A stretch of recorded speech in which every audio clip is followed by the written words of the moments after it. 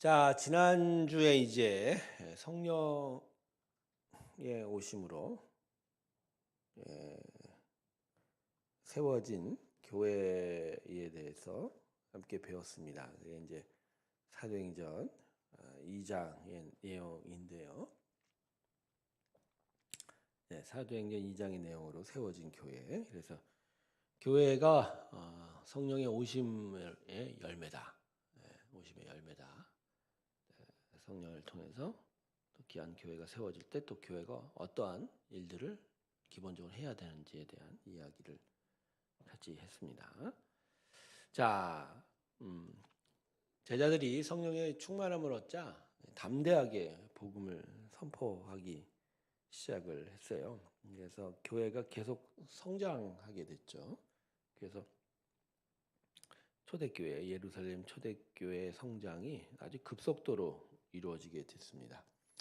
자, 사도행전 1장 15절을 보면 마가의 다락방에 120명 정도 모였다고 그랬죠.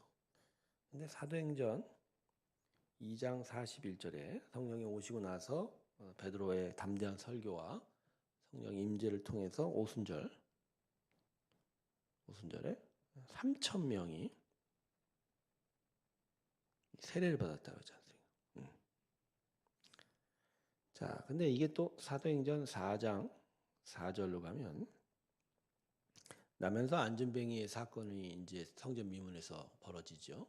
베드로와 요한이 성전에 올라가는 과정 속에서 베드로가 여기 은과 금은 없지만 나서 예수 그리스도의 이름으로 일어서라 했더니 나면서 안전뱅이에 일어섰죠. 이 사건으로 인해서 수많은 사람들이 또 하나님께 돌아오는 일이 생깁니다. 이때 뭐라고 얘기하냐면 나면서 안전뱅이.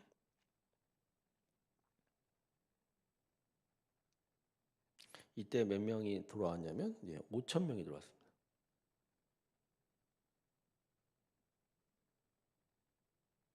5천 명이 더해졌다. 숫자가 총 5천 명이 아니라 5천 명이 더하다 이렇게 얘기하고 있습니다. 또 5장 가면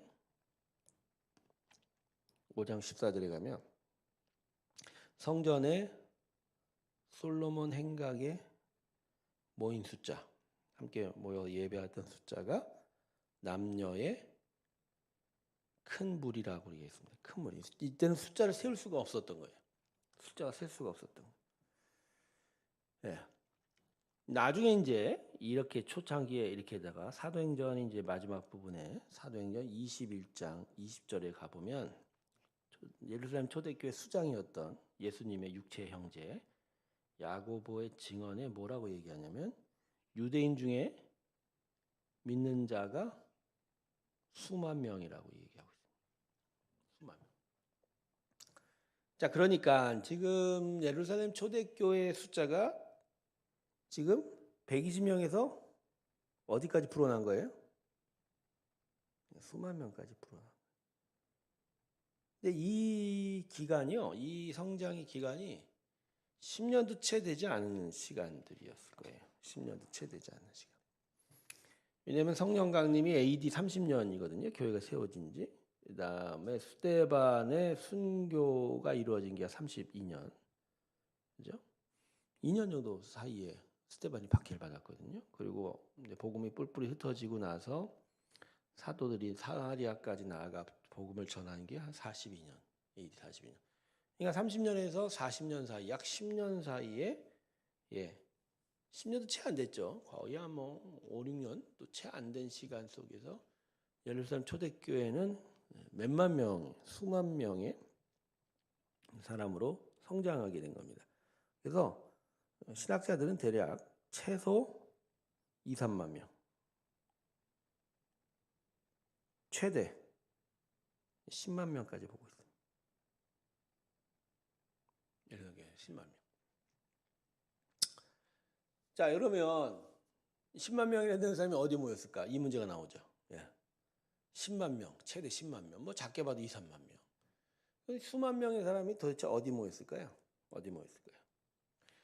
자, 아까 제가 사도행전 5장 14장 얘기했죠? 솔로몬 행각이 모였다라고 하는데 솔로몬 행각.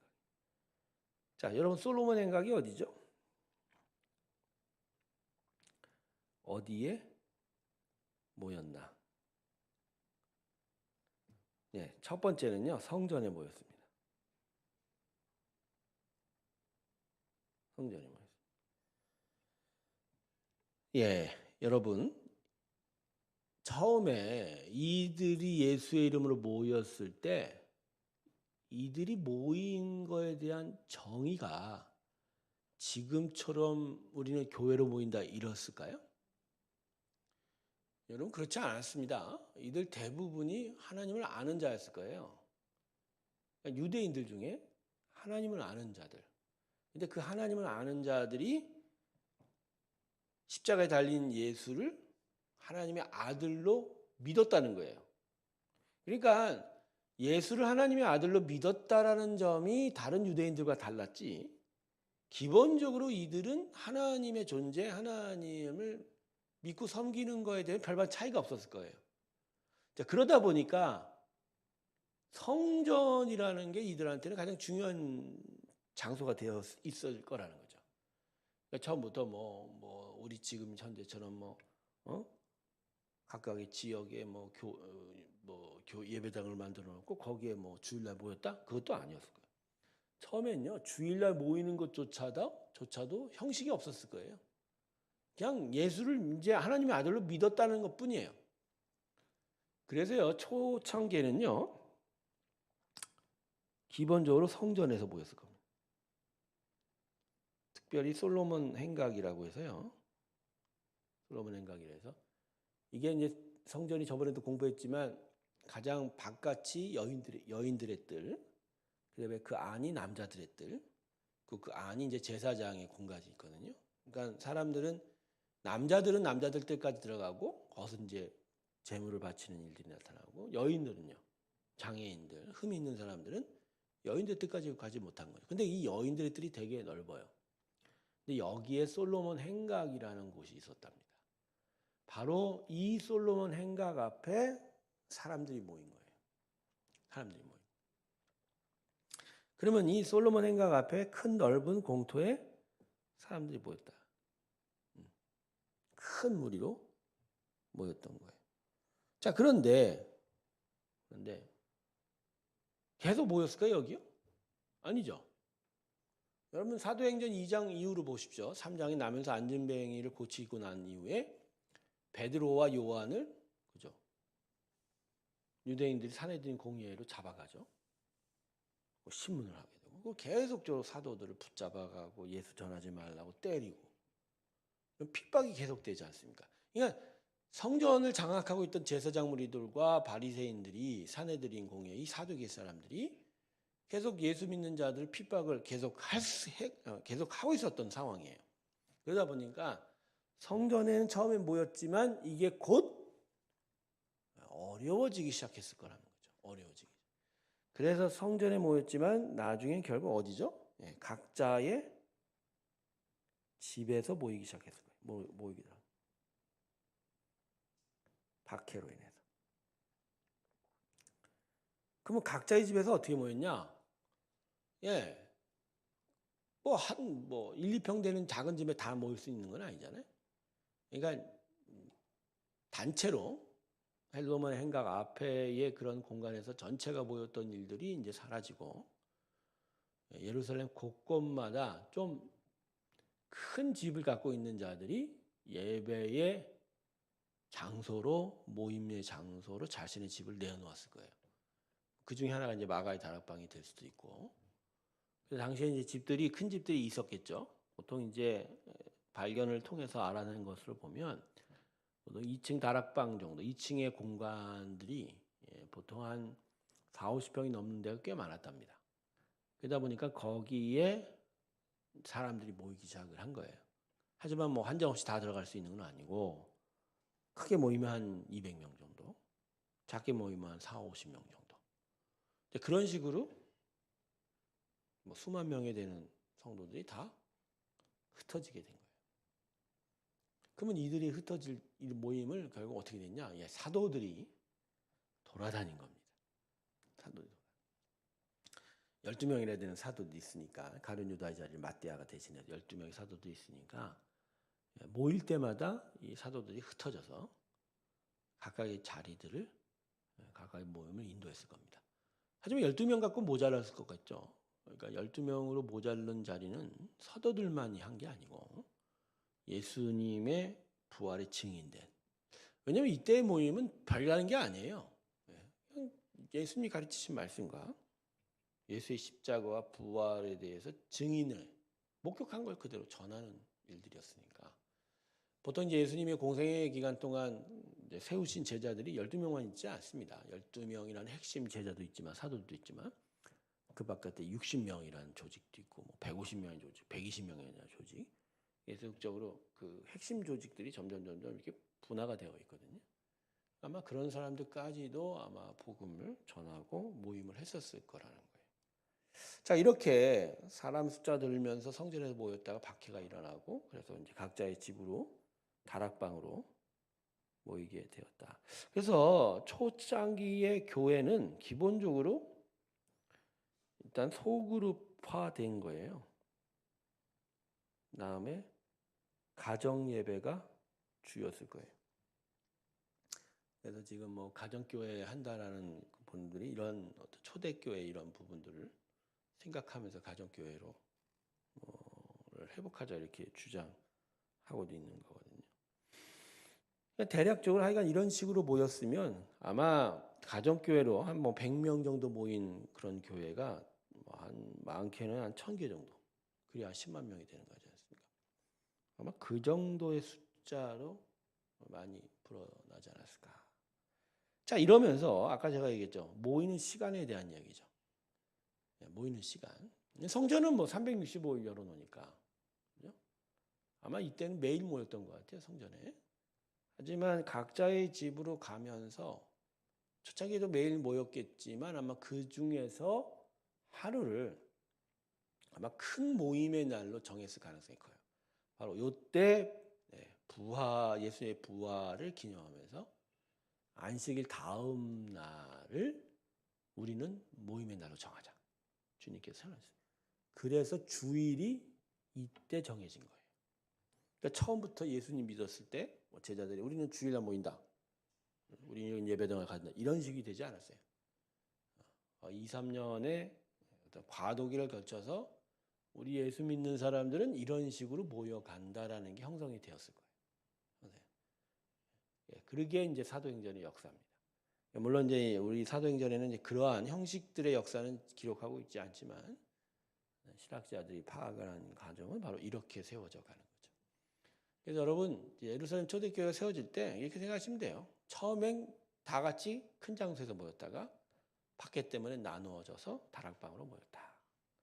처음엔 매일매일 모였다가 다락방으로 모여져 가면서 안식일 다음 날 예수님 부활하신 날을 우리의 큰 모임의 날로 정해서 이제 그 날로 우리가 예배드리는 날로 삼자 이런 식으로 변모해 갔을 겁니다.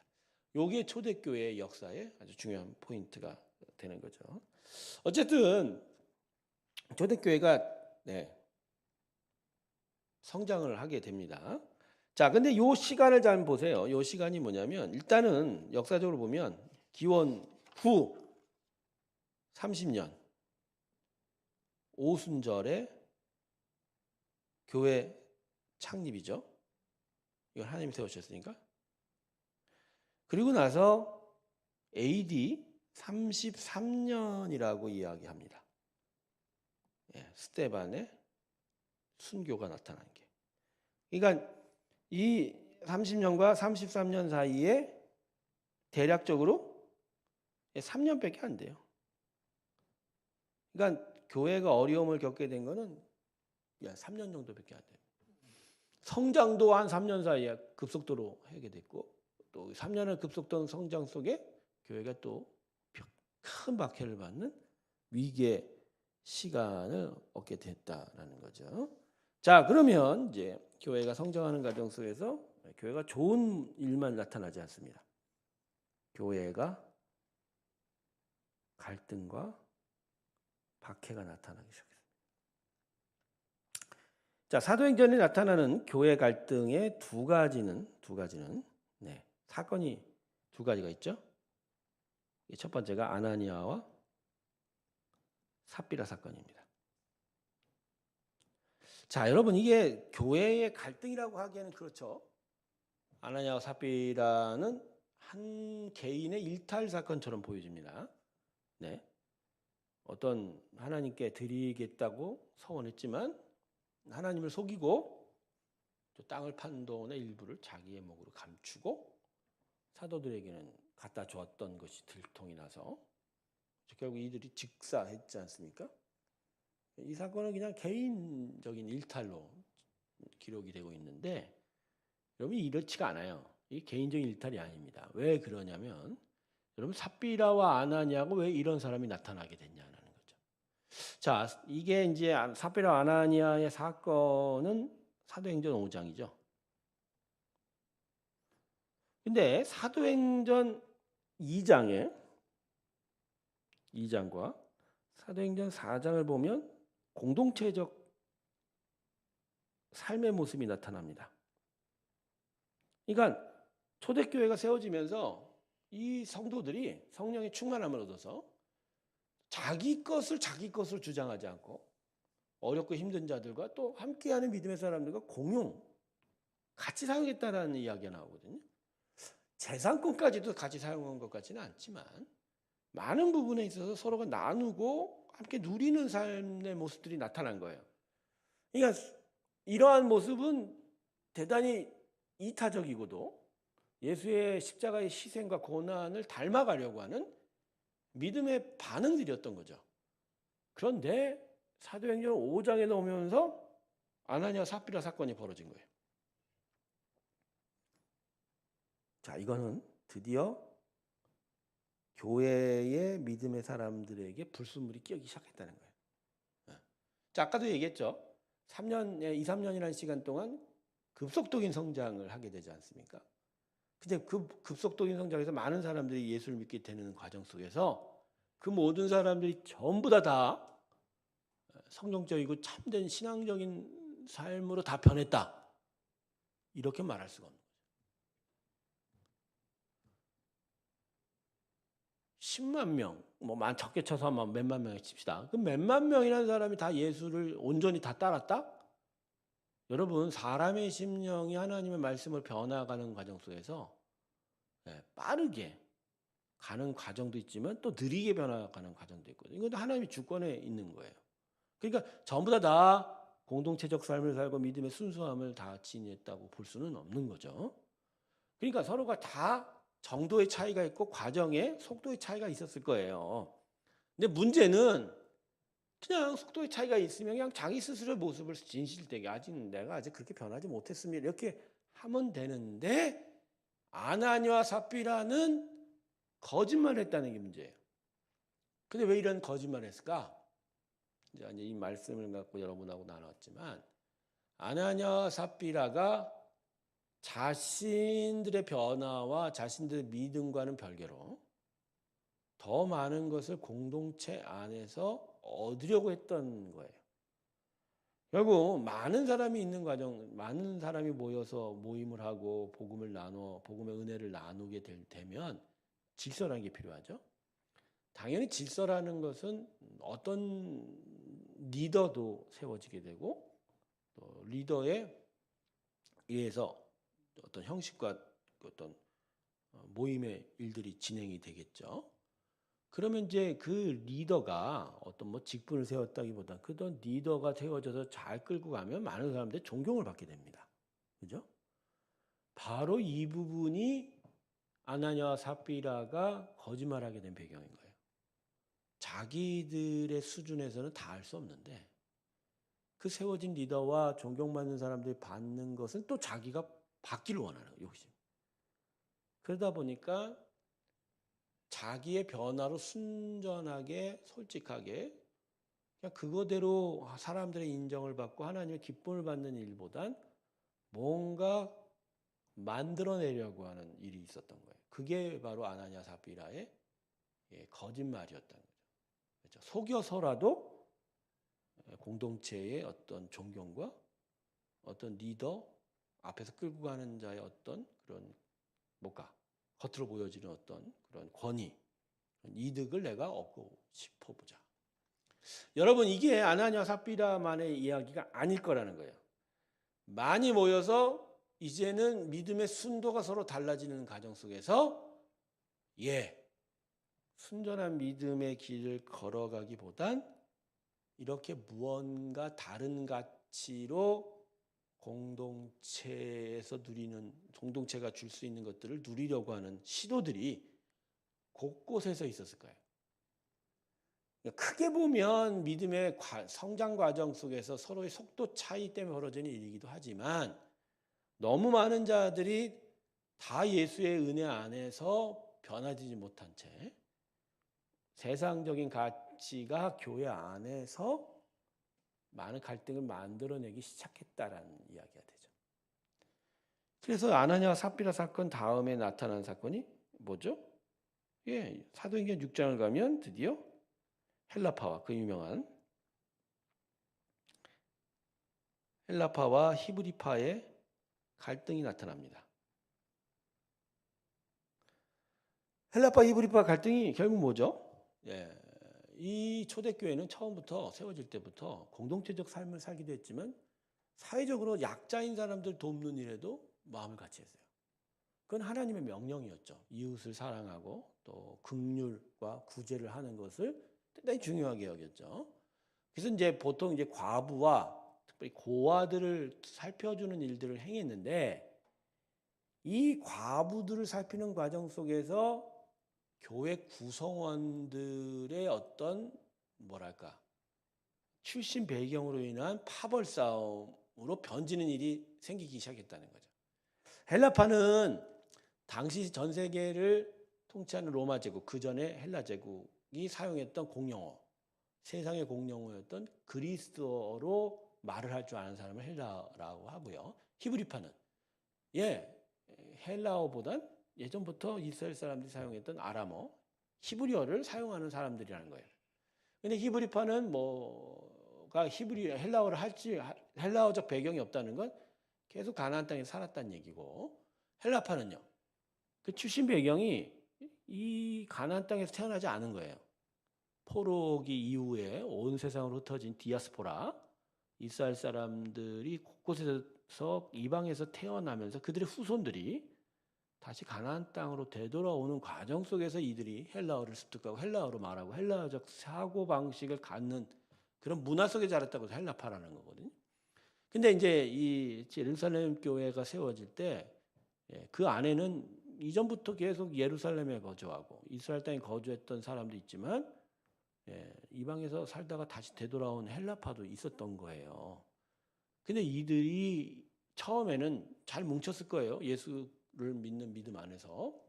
근데 어느덧 자신의 출신 배경으로 서로가 서로를 소외하고 배제하는 파벌이 생기기 시작한 거예요. 야, 우리는 저 사람들 저 헬라어로 말하기 시작하니까 쟤는 지들 잘났다고 저러는 것 같은데 우리는 우리끼리 모여. 이런 식으로 아마 분화가 되기 시작했을 거예요. 더더군다나 교회가 한 곳에 다 모여 있지 않고 곳곳마다 흩어졌다고 그랬죠. 다락방으로. 아마 흩어진 과정 속에서도 아무래도 같은 언어, 같은 문화에 있는 사람들끼리 모이기가 더 쉽지 않겠습니까? 그러니까 북쪽에 있는 어느 다락방들은 히브리파 사람들만 모이고 남쪽에 있는 어느 다락방들은 또 헬라파만 모이고 이런 식으로 서로가 나누어져 있었을 거예요. 근데 여기까지는 괜찮아요. 여기까지는. 어쩔 수 없이 나눠서 모여야 되니까. 그런데 그런 과정 속에서 각각의 그룹에 나눠져 있는 상황 속에서 과부를 돌보는 데 있어서 상대적으로 홀대를 하기 시작한 거예요. 다수는 히브리파였을 겁니다. 그리고 소수가 헬라파. 그래서 아마 다수인 히브리파에 속한 과부들 돕는 건 풍성하게 하는데 헬라파 과부를 돕는 일에는 좀 소홀히 했던 것 같아요. 그러다 보니까 이 일 때문에 헬라파와 히브리파라고 하는 나누어짐이 좀 더 분명해지기 시작하고 그리고 그들 사이에 갈등이 벌어지기 시작합니다. 그리고 이런 갈등은 큰 싸움으로 번질 조짐이 보였던 거예요. 자, 이 사건이 이제 아까 제가 얘기했지만 사도행전 6장입니다. 사도행전 2장, 3장, 4장에는 교회가 성장하는 모습을 보였지만 그 성장하는 과정에서 불순물들이 정화되지 않고 그것들이 교회 안에 여러 갈등과 어려움을 만들어내기 시작을 하는 거예요. 그게 바로 사도행전 5장의 아나니아 삽비라 사건, 6장의 히브리파 헬라파의 사건으로 번져가기 시작한 거예요. 네. 자, 물론 이제 이 과정 속에서 하나님께서 아나니아와 삽비라는 뭐 즉각적인 심판으로 정리를 해주셨고, 헬라파 히브리파 사건은 어떻게 되죠? 여기서 이제 7 집사가 세워지게 되죠. 7 집사가 세워져서 사도들이 이 일에 직접 관여하지 않고 오히려 이러한 일들을 전담해서 사역하는 어떤 조직을 세웠던 거예요. 이게 이제 하나님께서 세운 지혜죠. 12사도들이 뭐 이 일에 들어가서 그죠, 어떻게 나누니 뭘 더 주니 이렇게 하다 보면 복음의 전파보다는 사람 사이의 갈등을 조정하는 데 더 많은 힘을 쓰게 되고, 그러다 보면 기도하고 말씀을 전하는 일에 더 어려움을 겪게 되니까, 또 더 중요한 건 사도들이 이러한 일에 관여하게 되기 시작하면 사람들 사이의 관계의 문제에 있어서 어려움을 갖게 됩니다. 그렇게 되면 아마 전하는 말씀 전하는 일에 사람들 어떤 그룹들은 신뢰를 갖지 않게 되는 일이 발생하기 시작하니까, 그래서 이렇게 사람을 돕고 구제하는 일에만 전념적으로 할 수 있는 사람을 세워요. 이게 바로 7 집사예요. 7 집사예요. 근데 재밌는 게요, 여러분 7 집사가 누굴까요? 이름보다는 이 사람들이 다 히브리파예요. 다수인 히브리파가 다 7 집사를 한 거예요. 근데 왜 이런 이 히브리파 7 사람이 세워질까요? 예, 그래도 갈등과 다툼은 있어도 그걸 해결할 수 있는 영적 능력은 갖고 있었다는 증거예요. 즉 다소파인 히브리파가 7 집사를 세워가면서 스스로가 자기의 권한을 내려놓기 시작한 거예요. 이들이 결국 홀대받았던 헬라파를 좀 더 위로하고 대해줬겠죠. 그죠? 그리고 모든 걸 독점하려는 듯한 히브리파에게 좀 더 많은 것을 나눌 수 있게 해 주었겠죠. 그러니까 아직도 교회는 여러 불순물들이 들어오고 갈등과 어려움을 갖고 있었지만 스스로의 공동체가 이걸 해결할 수 있는 영적 능력은 어느 정도 갖고 있었던 거죠. 그런데 문제는 이렇게 진행이 되는 과정 속에서 하나님께서 원하시는 일들이 안 나타나기 시작을 한 거예요. 안 나타나기 시작. 그게 뭐죠? 복음의 전파입니다. 자, 아까도 얘기했죠. 30년의 오순절, 33년의 스데반의 순교, 이 사이에 지금 3년이란 터울이 있지 않습니까? 이 3년 동안에 제자들, 사도들이 복음을 전하는 지역이 어디로만 한정이 됐냐? 예루살렘으로만 한정이 된 거예요. 더 정확하게 얘기하면 지리적인 것보다 유대인들에게만, 히브리 사람들에게만 복음을 전한 거예요.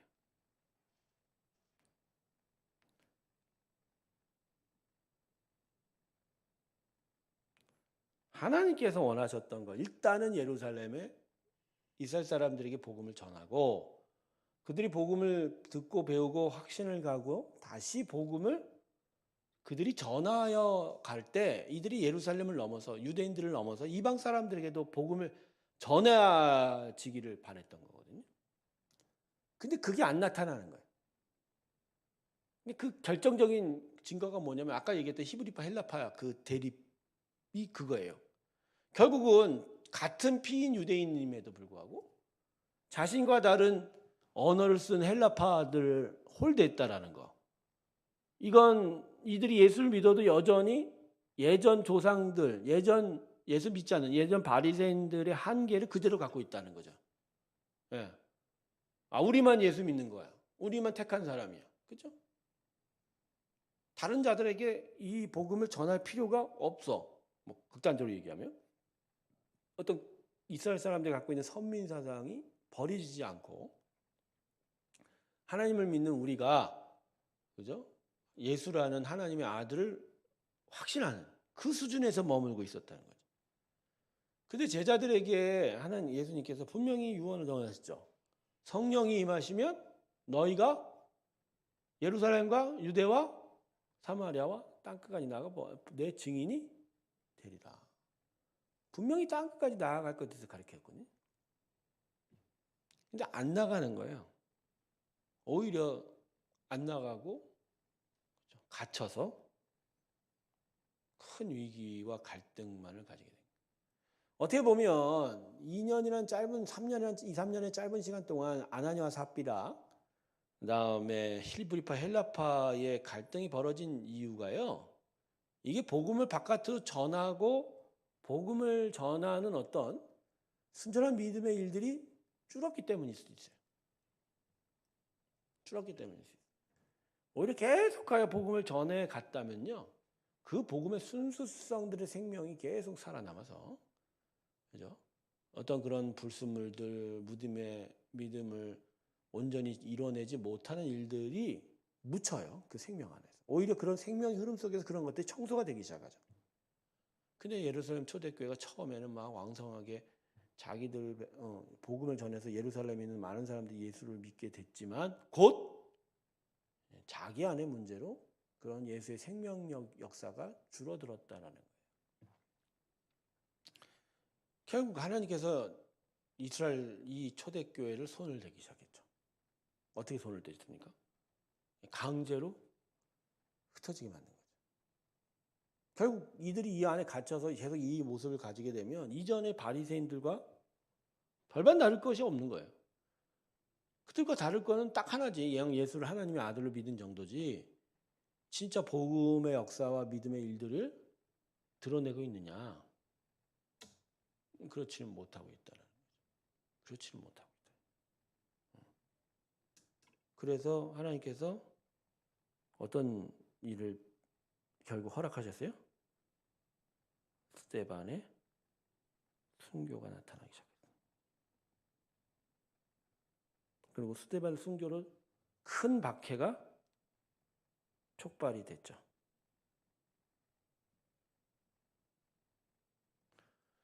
이때 이제 사도 바울이 등장하는 거죠.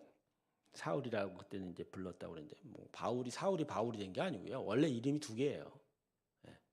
사울은 히브리식 이름이고 바울은 헬라식 이름인 거죠. 이방인에게 선교하다 보니까 이방인들이 좀 더 분명하게 기억할 수 있고 친근감을 줄 수 있는 이름을 가져가게 된 이 바울이 이때 이제 예수님보다 한 3년 늦게 태어난 거로 생각되는데 아마 20대 초반 후반을 넘어가면서 아마 랍비로서 활동하는 과정 속에서 예수 스데반의 순교로 촉발된 박해 속에서 큰 역할을 한 것 같아요. 대제사장과 명령을 받아서 예수 믿는 사람들을 그죠 적발해내고 색출하고 그들을 벌주고 그들을 죽이고 하는 일들을 앞장섰던 것 같아요. 그러니까 이때의 큰 박해는 어느 정도였냐면 아마 집집마다 들어가서 예수 믿는 자들을 끌어내서 산헤드린 공회에서 막 처벌하고 그랬던 시간들이었던 것 같아요. 자, 여러분 이러한 박해가 일어나니까 결국 어떤 일이 벌어지죠? 흩어지게 될 수밖에 없죠. 해를 당치 않으려니까 예수 믿는 자들이 예루살렘을 벗어나기 시작을 한 거예요. 결국 이렇게 벗어나기 시작하면 뭐가 드러나는 거죠? 벗어나면서 갇혀있던 복음이 강제적으로 예루살렘 밖으로 나아가기 시작을. 물론 예루살렘 벗어나서 흩어졌던 모든 성도들이 다 전도했을 거라고 생각하지 않습니다. 하지만 그 과정 속에서도 그저 자신의 삶에 가장 중요한 것이었던 그 복음을 흩어지는 과정 속에서 수많은 이방 땅에게 전할 수밖에 없었을 거 아닙니까? 어쨌든 모이면 예배를 해야 되고 또 하나님께 기도를 해야 되는데 그 모습을 볼 수밖에 없고 이방들이 또 그 이유를 묻게 되고 또 그 이유에 대해서 답할 수밖에 없고 또 어떤 자들은 또 예수 그리스도의 복음을 전하는 것에 대해서 적극성을 갖게 되고 이렇게 되니까 예루살렘 안에 갇혀 있던 복음이 예루살렘을 넘어가기 시작을 하는 거예요. 자, 여기까지가 이제 예루살렘 초대교회의 한 3, 4년의 기록입니다. 그렇죠? 이 성령의 오심으로 인하여 예수 그리스도의 복음의 역사, 그 생명력이 크게 역사했던 그 시간. 그러나 복음의 전파가 생명이 갇혀져 있는 상황 속에서 어떤 갈등과 그리고 신앙의 잘못된 부분들이 나타날 그런 쯤 하나님은 강제로 예루살렘 교회의 출구를 열어놓으시고 복음이 계속하여 예루살렘을 넘어갈 수 있도록 그런 일을 하셨다. 이게 3년 정도의 사건, 3년 정도 이상으로 3년 정도의 시간 속에 발생한 일입니다. 그래서 이게 이제 사도행전 7장과 8장까지의 일인데 이게 사도행전의 전반부입니다. 보통 세 부분으로 나누면 사도행전을 이렇게 7장, 8장에서 할 수 있는데 여러분 이걸 보고 우리는 좀 깨달아야 돼요. 결국 복음이라는 게 말이에요. 교회라는 게 결국 교회가 왜 세워졌냔 말이에요. 존재 이유. 교회의 존재 이유가 뭐냐? 일단은 내면적으로는 말입니다. 예배입니다. 내면적인 예배예요. 믿는 자들이 함께 모여 하나님을 예배하는 일들. 그리고 이 예배 안에는 이제 가르침이라는 부분이 있겠죠. 복음을 가르치고 훈련하고, 그렇죠. 그다음에 성도의 교제를 하겠죠. 성도의 같은 교제. 아까도 얘기했죠. 성도의 교제와 예배라고 얘기했죠. 서로 나누고 하나님의 말씀을 대로 살아가는 일들을 서로 나누는 일들. 그러나 이것만으로는 교회가 존재하지 않아요. 왜냐하면 예수님께서 복음서의 가장 마지막 부분과 사도행전 초반부, 즉 예수님의 승천 때 제자들에게 남겨준 말씀은 공이 뭐죠? 복음의 전파입니다. 땅끝까지 당신의 가르침과 부활의 증인됨을 전하라고 이야기하시는 거거든요. 그리고 그러한 복음 전파의 사명을 던지시고 이것을 이루어지는 과정 속에서 성령의 임재, 오심이 드러나고 그래서 교회가 세워지면서 교회를 통해서 이 복음의 전파가 이루어지게 한 거라는 거예요. 그래서 교회 존재 중에 또 다른 중요한 건 복음 전파예요.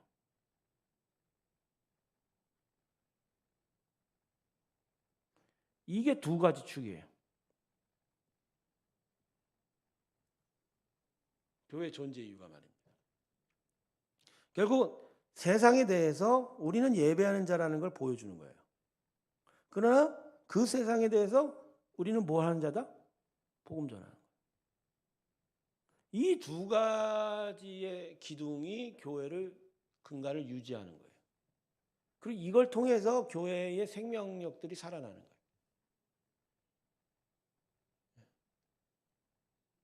예루살렘 교회는 이 예배에선 성공했지 몰라도 이 복음 전파에 실패한 거예요. 복음 전파에 실패하다 보니까 그들의 예배도 순수함이 상실하기 시작하고 아나니아 삽비라 실브리파 세례반 성도의 교제가 무너지기 시작한 거예요. 그러니까 교회의 가장 중요한 예배라는 것을 세우기 위해서 하나님께서 교회에 주셨던 생명력의 장치가 뭐냐? 복음 전파예요. 그래서 복음을 안 전하면요, 교회가 교회답지 않습니다. 야, 아나니아 삽비라 히브리파 헬라파 저렇게 뭐 구제하는 일로 싸우는 일들이 교회는 계속 일어나고 아파야 될 거예요. 지금도 현대 교회들도 그렇습니다. 복음 안 전하는 교회 많아요. 이건 개인의 영혼도 마찬가지예요. 각각의 심령들이 하나님 앞에 쓴 심령이 복음 전파에 대한 관심 없이 그냥 나는 하나님께 예배한 자다. 여러분, 그 예배하는 심령은 결국은 혼탁해져요. 결국은 불순물이 끼고 결국 상하게 됩니다. 왜 그런지 아세요? 복음 전파를 통해서 예수 그리스도의 복음의 소중함과 이 복음으로 인한 생명의 역사들 경험하지 못하면요. 어느 순간 언제부턴가 내가 하나님을 정말 사모하고 하나님을 좋아서 예배하던 게 형식이 돼버려요. 복음의 역사가 없으니까, 생명이 없으니까. 그러다 보니 형식으로 전락해버린 예배는 아무 의미가 없게 되는 거죠. 그러려면 사실 겉모양은 뭐 하나님께 예배 드리는 사람이지만 속 내용은 하나님과 전혀 관계없는 일이 돼버릴 수 있거든요. 그래서 가장 중요한 게 복음 전파인 거예요.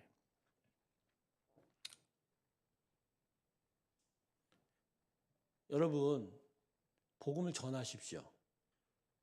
여러분 삶 속에서 복음 안 전하면요, 여러분의 신앙은 곧 무너질 겁니다. 그렇게 돼 있어요. 왜냐하면 예수의 생명이라는 건 전해야 되는 거예요. 하나님의 은혜가 우리 안에 계속 생명을 일으키는 거는 나를 통해서 밖으로 나가는 일들을 통해서만 이루어집니다.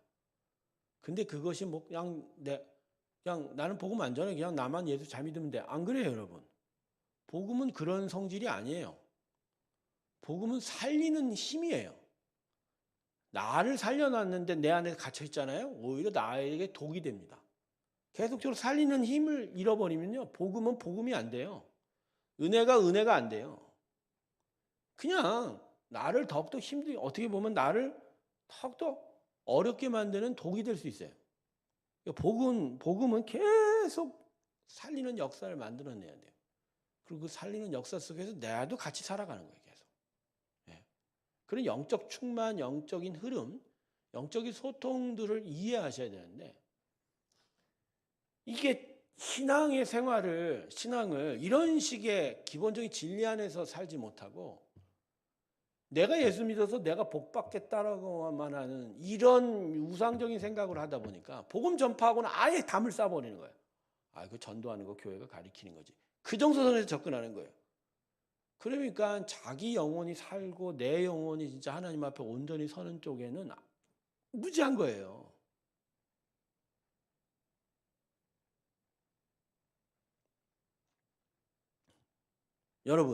여러분의 신앙이 하나님 앞에 온전히 서 있다는 걸 여러분은 뭐로 확인하십니까? 아마 그 확인이 자기 스스로는 안 될걸요? 자기 영혼의 영적 작용들이 없잖아요. 말씀을 읽고 말씀을 통해서 자기 자신을 되돌아보는 일들을 제대로 하지 않고, 기도하면서 하나님의 마음을 깨달아 내가 어떻게 나에게 원하는 하나님의 뜻들이 뭔지를 알지 못한 채 그저 내가 세상적으로 어떤 복을 받는지에 대한 관심이 있다면, 그 사람 그런 신앙의 유형들은 자기가 어떻게 하나님에 서 있는지가 체크가 안 돼요, 자기 스스로. 그러니까 자기가 자기 신앙이 있다는 걸 뭘로 확인하려 들어요? 외형적인 걸로 확인해 드려요. 그러니까 예배당에 오는 거고. 또 하나 중요한 게 뭐냐면, 목회자한테 축복받는 게, 목회자가 위로하고 하는 거가 하나님이 자기를 사랑하는 체킹을 하는 거예요, 하나님. 여러분, 하나님이 나한테 무엇을 주고 있는지가 내 신앙에 점검하는 체크 포인트가 아니에요. 우리가 항상 잘못된 부분이 이 부분이거든요. 하나님이 나한테 지금 계속 무엇을 하고 있는지가 내 신앙이 살아있는 체크 포인트. 안 그래요, 여러분? 하나님은 언제나 당신의 일을 하십니다. 그분을 체크하지 마세요. 왜 우리는 하나님을 체크하려고 그래요? 내 자신을 체크해야 되는데.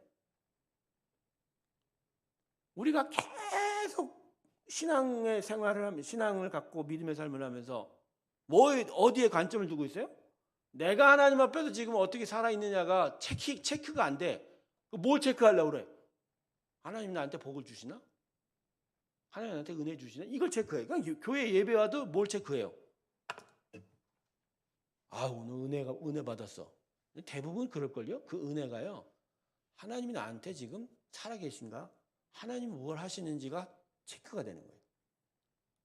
그러니까 이제 예배 때나 설교 때 하나님이 예수를 십자가에 보내셔서 그만큼 우리를 사랑하시고 십자가의 복음 우리 안에서 이러한 은혜의 일들을 일으킨다. 그걸 들을 때는 그래도 하나님 은혜가 돼. 왜?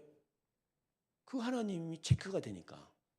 근데 어느 날은 하나님 우리의 삶에 질책을 하시고 진짜 하나님 앞에 온전히 서가는 일들에 대해서 가르치시고 할 때는 체크가 안 돼. 왜? 하나님은 지금 뭔가 움직이는 분이 아니고 자꾸 우리 보고 뭐라고 하니까.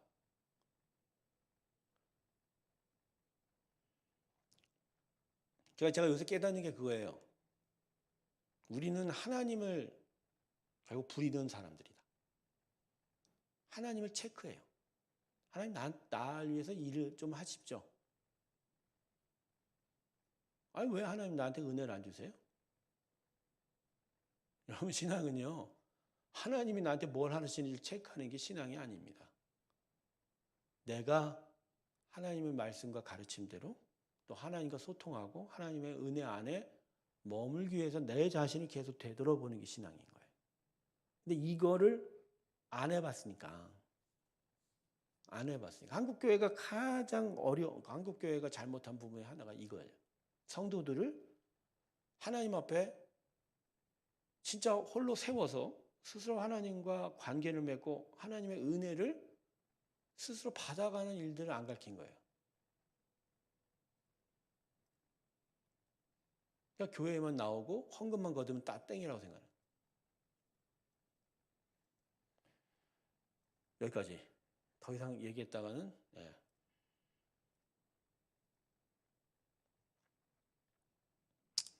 성도 여러분, 교회의 존재 이유는 복음 전파예요. 예수님의 유언이 그렇습니다. 땅끝까지 복음을 전하기 위해서 성령의 오심을 통해서 하나님 백성들이 모여 있는 거예요. 물론 그들이 함께 모여 예배하는 것들이 내면적인 중요한 가치가 되겠지만 그 가치조차도 복음을 전하지 않으면 살아나가기가 힘든 거죠. 저는 오늘 여러분에게 중요한 거 하나 얘기했습니다. 우리의 신앙생활은 내가 하나님 앞에 서서 내가 하나님 말씀대로 어떻게 살아갈지에 대한 그것을 항상 점검하고 되돌아보고 체크하는 거지. 하나님이 나한테 오늘 무엇을 주시나를 체크하는 게 아니라는 거예요. 오늘도 곰곰이 생각하시죠. 하나님아, 은혜 안에서 내가 어떻게 살아야 될지를 고민했다면 그나마 신앙의 정의에 좀 가까워져 가고 있는 거고. 여전히 하나님께서 나한테 무엇 주셔야 되는데 안 주나? 하나님, 여러분 아직도 멀었다는 거예요. 우리 하나님은 우리를 택하시고 그 마음 변치 않으십니다. 오늘도 우리보다 더 열심히 일하시고 우리의 앞길과 우리의 모든 인생들을 다스리고 계세요. 여러분 하나님 걱정하지 마시고요. 하나님이 일 안 하시나라고 보지 마시고 내 자신을 보십시오. 하나님 말씀. 그래 내가 진짜 복음 전하고 있는지. 자 오늘 여기까지 하고 다음 주에는 이제 흩어진 이스라엘 백성들이 어떻게 복음을 전하여 가는지에 대한 이야기들을 함께 나눠보도록 하겠습니다. 기도하겠습니다. 감사하신 하나님, 우리와 함께하여 주셔서 이 귀한 은혜의 일들을 가르쳐 주셔서 감사합니다. 하나님의 나라를 향하여 나아가는 복된 성령의 전도의 역사가 우리 가운데 있게 하여 주시고 예수를 전함으로 말미암아 하나님 앞에 온전히 서는 저희가 되게 하여 주시옵소서. 이제는 우리 주 예수 그리스도의 은혜와 하나님 아버지의 사랑과 성령의 충만케 하심이 복음의 전파를 통해서 생명의 역사들을 온전히 이루어가길 주께 고백하며 나서는 하나님의 귀한 성도들의 심령들 위해 이제부터 영원토록 함께 하시기를 간절히 축원하옵나이다. 아멘.